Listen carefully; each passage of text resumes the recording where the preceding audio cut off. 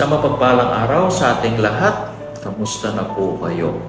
Samahan ninyo po ngayon at pagnilayan natin ang mga katagang ito. Life, it's about relationship at ang sinumpaang tungkulin ng pulis. Sa dami ng hamon sa buhay, minsan nakakalimutan natin ang pinakapundasyon ng lahat, ang relasyon. Ang buhay ay hindi lang tungkol sa trabaho, tungkulin o tagumpay, kundi kung paano tayo umiiral para sa iba. Para sa isang pulis, ang sinumpaang tungkulin ay higit pa sa serbisyong teknikal. Isa itong panata ng ugnayan sa Diyos, sa bayan at sa kapwa-tao.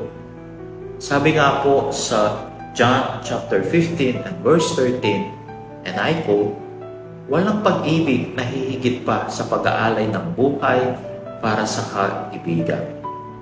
Itong diwa ng pagiging pulis, ang kakayahang isang tabi ang sarili alang-alang sa kapayapaan, kaligtasan at kaayusan ng iba.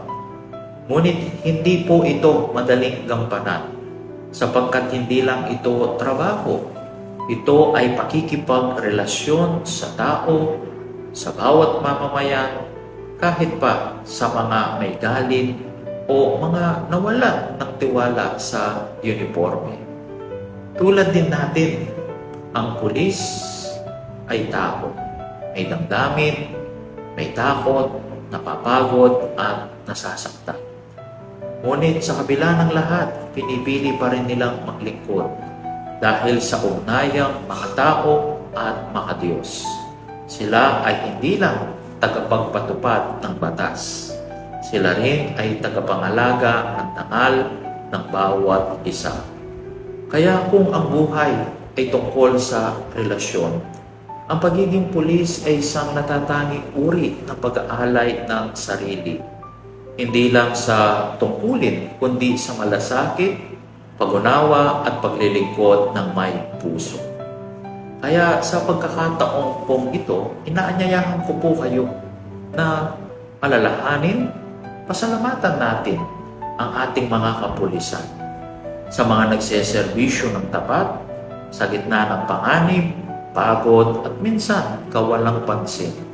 Maraming salamat po. At higit sa lahat, isama din po natin sila sa ating mga dasal.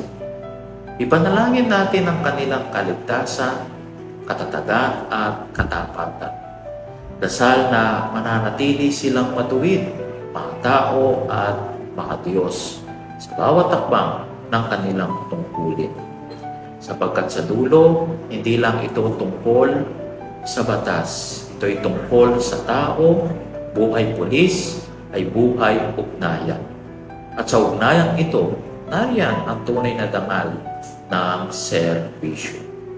At sa panghuli, we proudly extend our heartfelt congratulations to Police Major General Nicolas de Torre III, the first ever PNPA alumnus from tagapaglunsad class of 1993 to be appointed as the 31st Chief of the Philippine National Police.